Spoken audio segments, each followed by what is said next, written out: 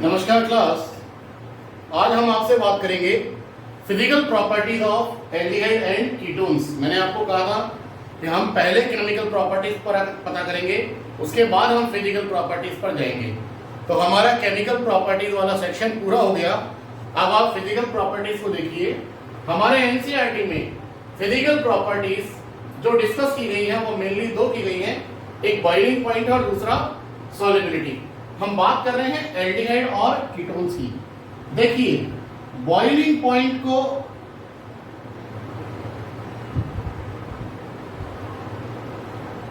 Affect करने वाले कौन से फैक्टर्स होते हैं, पहले इस चीज को समझिए। सबसे पहला फर्स्ट है आपके पास मॉलिक्यूलर वेट, सेकंड है आपके पास इंटरमॉलिक्यूलर H बॉन्डिंग, और थर्ड है आपके पास weak van der Waals force of attraction और वीक इंटरमॉलिक्यूलर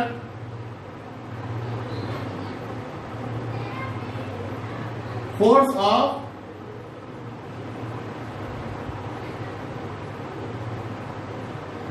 अट्रैक्शन। देखिए, एल्डिहाइड या कीटोन्स में जब हम बॉइलिंग पॉइंट की बात करेंगे तो आप इस फैक्टर को तो बिल्कुल कैंसिल कर दीजिए, क्योंकि यहां पर इंटरमॉलिक्यूलर हाइड्रोजन बॉन्डिंग नहीं मिलती है। अब बात आ जाती है हमारे पास में इन दो फैक्टर की, कि मॉलिक्यूलर वेट और एक weak intermolecular force of attraction. तो देखिए बेटा, पहली चीज कि अगर आपके पास हम बात करें किसी भी एक एल्डिहाइड की कंपैरिजन हम अगर दूसरे एल्डिहाइड से करना चाहते हैं, तो दोनों में से जिस एल्डिहाइड का मॉलिक्यूलर वेट ज्यादा होगा उसका नो डाउट उसका बॉइलिंग पॉइंट भी ज्यादा होगा। मैं एक एग्जांपल लेकर आपको बता रहा हूं।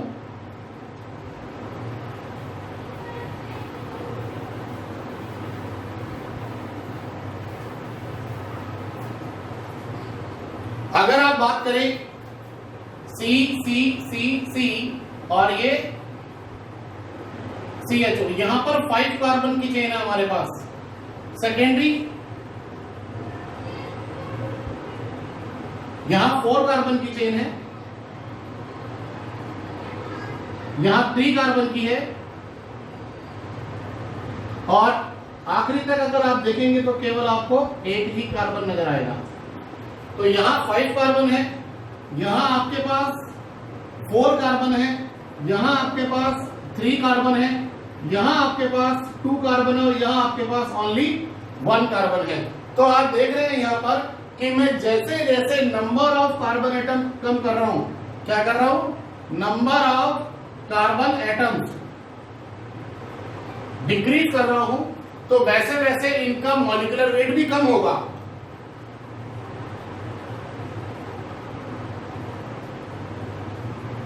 और अगर मॉलिक्यूलर वेट कम होगा तो नो डाउट कि उनका बॉइलिंग पॉइंट वो भी धीरे धीरे कम होता जाएगा।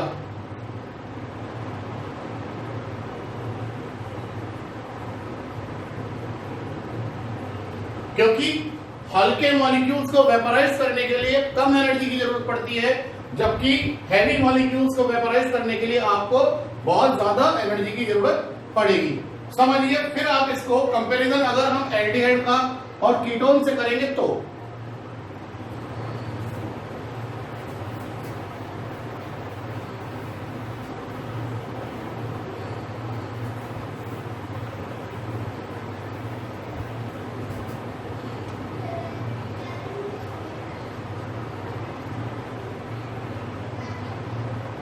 आपके पास यहां पर ये सबसे सिंपल हमने कीटोन बनाया, दिस इज प्रोपेनोन, और इधर हमने बना लिया, ये आपने बना लिया प्रोपेनल। तो देखने की बात है कि आपके पास प्रोपेनोन और प्रोपेनल में से किसका बॉइलिंग पॉइंट ज्यादा है। तो आप देखेंगे यहां पर आपके पास जो कीटोन है उनका बॉइलिंग पॉइंट आपको ज्यादा मिलेगा, कीटोन्स का बॉइलिंग पॉइंट आपको ज्यादा मिलेगा, यहां पर आपको सिमेट्री ज्यादा मिल रही है, तो ये मोर सिमेट्रिकल, जबकि यहां पर अगर आप देखेंगे तो ये लेस सिमेट्रिकल। तो यहां पर इसका हाई बॉइलिंग पॉइंट और इसका लेस बॉइलिंग पॉइंट कितना होता है प्रोपेनॉन का, तो प्रोपेनॉन का अप्रोक्सीमेटली 329 केल्विन होता है, जबकि प्रोपेनॉन का 323 केल्विन के लगभग इसका बॉइलिंग पॉइंट होता है। ज्यादा डिफरेंस नहीं होता है एल्डिहाइड और कीटोन्स में, बट थोड़ा बहुत जो डिफरेंस होता है उसका बेसिकली जो रीजन होता है वो सिमेट्री होता है यहाँ पर। Is that clear? अब आप देखिए, अगर मैं आपसे कहूं कि आप कुछ एग्जांपल्स को और देखिए तो फिर समझो आप हमारे पास, मैंने इसमें आपके लेबोरेटरी से मिलने वाले दो कंपाउंड्स की अगर मैं बात करूं तो पहला कंपाउंड है मेरे पास HCHO मीथेनॉल, या आप किसे कहते हैं फॉर्मेल्डिहाइड। यहां है आपके पास, एक है फॉर्मेल्डिहाइड और दूसरा है आपके पास CH3CHO, इसे हम बोलते हैं एसिटाल्डिहाइड। अगर आप रूम टेम्परेचर की बात करेंगे, तो ये आपके पास मोर वोलेटाइल है, जबकि ये आपके पास में कंपैरेटिवली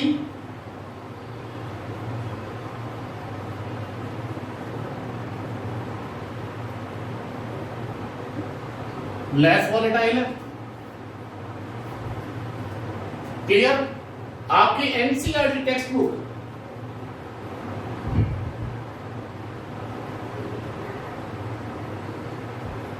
के अकॉर्डिंग ये कंपाउंड एक गैस है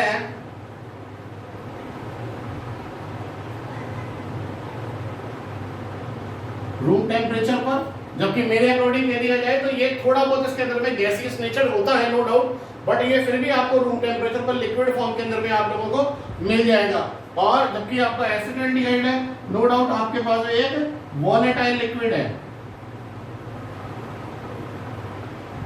एज पर एनसीईआरटी। अब अगर हम बात करें अदर एल्डिहाइड्स की, तो आप जैसे जैसे आप नंबर ऑफ कार्बन एटम्स बढ़ाते जाएंगे, वैसे वैसे उन लिक्विड्स, उन कंपाउंड्स के अंदर में पहले लिक्विड बनने का नेचर बढ़ेगा, उसके बाद फिर और ज्यादा अगर आप कार्बन एटम्स को बढ़ाएंगे तो आपके पास यहां पर उसमें सॉलिड स्टेट होने का नेचर बढ़ जाएगा। अब मैं आपको एनसीईआरटी का एक छोटा सा क्वेश्चन करवा रहा हूं, उसको समझिए। पहले देखिए,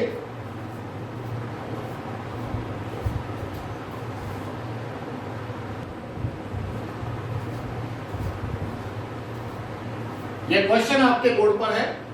यहां हमने 4 कंपाउंड्स को बात करी है, जिन्हें हमें बॉइलिंग पॉइंट्स के ऑर्डर में आपको इनको अरेंज करना है। इट मींस सबसे कम जिसका बॉइलिंग पॉइंट है आपको उसे पहले रखना है, और उसके बाद उससे ज्यादा बॉइलिंग पॉइंट, और लास्ट तक चलते चलते मैक्सिमम बॉइलिंग पॉइंट तक के कंपाउंड्स की बात करेंगे। तो देखिए, आपके पास यह है एक एल्डिहाइड, समझिए। फिर उसके बाद, और यह है आपके पास प्योर हाइड्रोकार्बन, यह है आपके पास एल्कोहल, और यह है आपके पास ईथर। तो देखो बेटा, सबसे पहले तो मैं डिस्कस करूंगा कि किसमें बॉन्ड स्ट्रेंथ मैक्सिमम है और किसमें बॉन्ड स्ट्रेंथ मिनिमम है।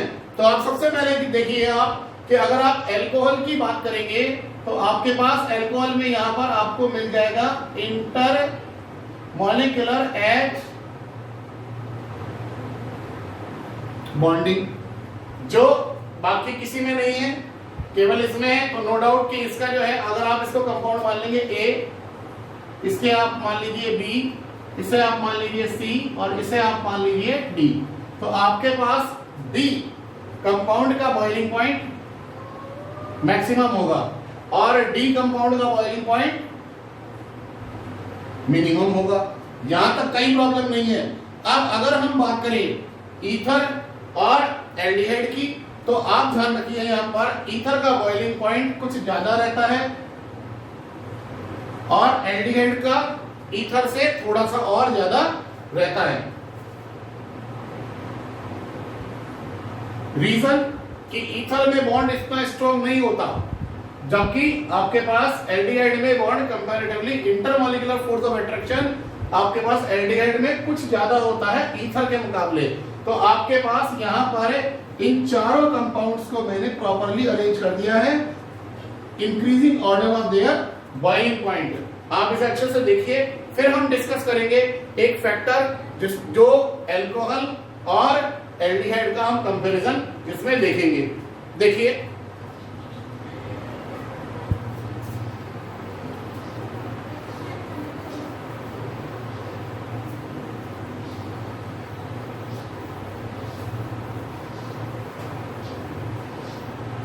कि एल्कोहल में इंटरमॉलिक्यूलर फोर्स ऑफ अट्रैक्शन ज्यादा कैसे है, क्यों एल्कोहल का बॉइलिंग पॉइंट ज्यादा है, समझिए। अगर आप एल्कोहल की बात करेंगे तो HOR, यहां पर भी HOR, इधर भी HOR, यहां आपके पास हर हाइड्रोजन एक ऑक्सीजन से जुड़ा हुआ है, तो जो ऑक्सीजन है यहां पर पार्शियल नेगेटिव और हाइड्रोजन पर पार्शियल पॉजिटिव, इधर पार्शियल पॉजिटिव, ये पार्शियल नेगेटिव, यहां ये पार्शियल पॉजिटिव, यहां ये partial negative, again partial positive and partial negative. तो देखिए यहां पर दो मॉलिक्यूल्स के पार्शियल पॉजिटिव और पार्शियल नेगेटिव के बीच जो इंटरेक्शन आपको यहां नजर आ रहा है वो इंटरमॉलिक्यूलर फोर्स ऑफ अट्रैक्शन कहलाएगा, इंटरमॉलिक्यूलर हाइड्रोजन बॉन्डिंग कहलाएगा। ये आप देख सकते हैं आप इस चीज को, और इसे हम कहेंगे हाइड्रोजन बॉन्ड, इसे हम कहेंगे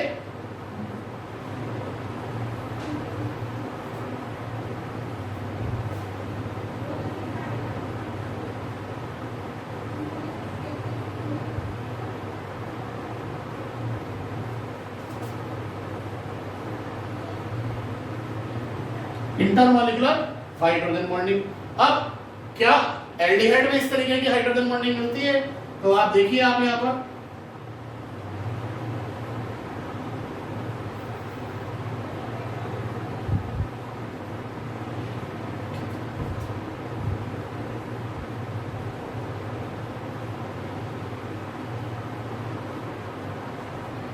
तो यहां आपके पास किसी तरीके की कोई हाइड्रोजन बॉन्डिंग नहीं मिलती है, बल्कि आपके पास में यहाँ क्या मिलेगा, यहाँ आपके पास में weak intermolecular force of attraction मिलेगा।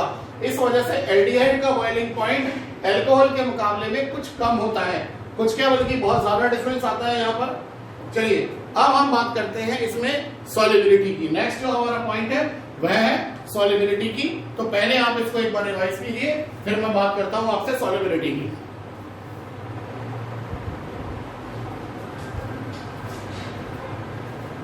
देखिए अगर हम बात करें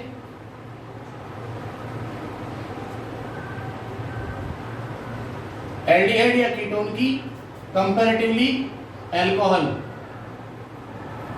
तो अल्कोहल और एल्डिहाइड या कीटोन अगर हम बात करेंगे अल्कोहल की तो ये easily dissolve,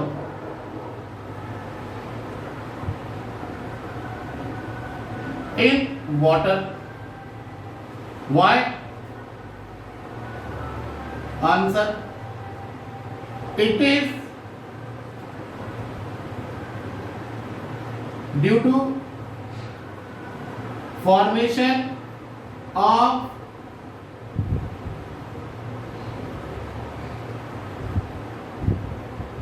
intermolecular H bonding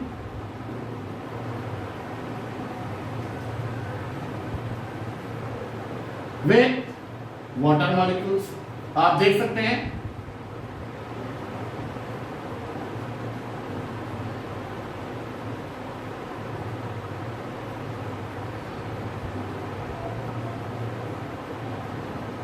यहां आपके पास एक मैंने ईथर का मॉलिक्यूल लिया है और दूसरा मैंने वाटर का मॉलिक्यूल लिया है। तो आपके पास में यहां पर ये देखिए, यहां आपके पास मैंने यहां पे डॉटेड लाइन से इंटरमॉलिक्यूलर हाइड्रोजन बॉन्डिंग को बता रहा हूं। जहां एक एल्कोहल का मॉलिक्यूल वाटर मॉलिक्यूल के साथ मिलकर और हाइड्रोजन बॉन्डिंग कर रहा है।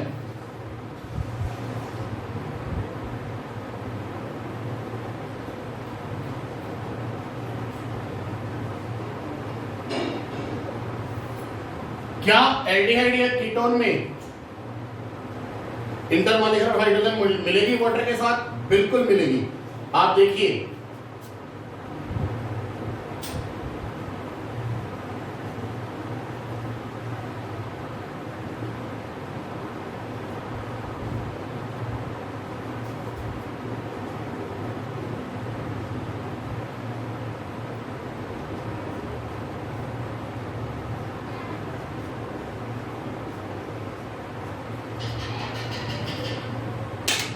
यहां ऑक्सीजन पर पार्शियल नेगेटिव, कार्बन पर पार्शियल पॉजिटिव, इधर भी कार्बन पर पार्शियल पॉजिटिव और ऑक्सीजन पर पार्शियल नेगेटिव। यहां आपके पास हाइड्रोजन पर पार्शियल पॉजिटिव, ऑक्सीजन पर पार्शियल पॉजिटिव, पार्शियल नेगेटिव, और यहां हाइड्रोजन पर partial positive.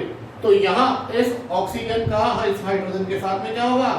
Intermolecular hydrogen bonding होगी। क्या होगी? यहां पर इंटरमॉलिक्यूलर हाइड्रोजन बॉन्डिंग होगी।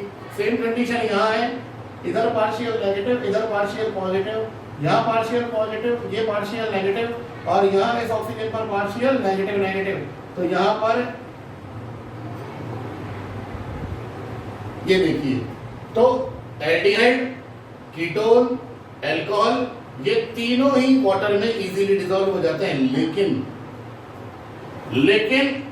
एल्डिहाइड कीटोन की सॉल्युबिलिटी अल्कोहल के कंपैरेटिवली थोड़ी कम रहती है। अब इसमें भी आप एक बात को समझिए कि जैसे जैसे आप मॉलिक्यूलर वेट बढ़ाएंगे, जैसे जैसे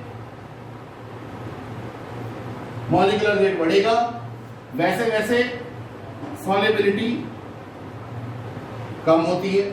जैसे जैसे number of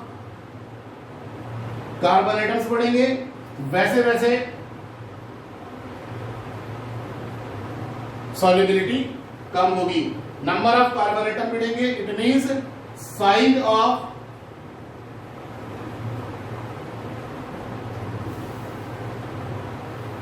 long carbon chain की बात हो रही है। यहां पर size of long carbon chain अगर वो बढ़ेगी तो आपके पास सॉल्युबिलिटी कम होगी। फिर इसके बाद मैं आपको एनसीईआरटी का एक क्वेश्चन करवाऊंगा, तब तक के लिए आप इसे अच्छे से देखिए, समझिए।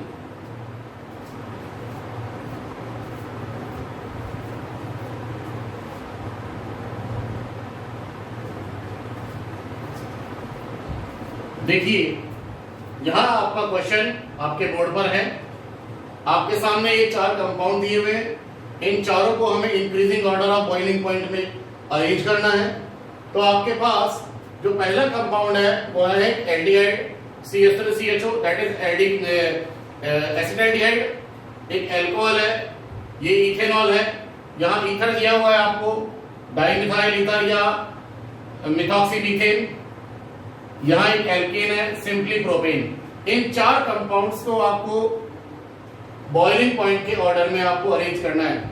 सबसे पहली चीज आप इन चारों में ये डिसाइड कीजिए किसका बॉइलिंग पॉइंट मैक्सिमम होगा, किसका बॉइलिंग पॉइंट मिनिमम होगा।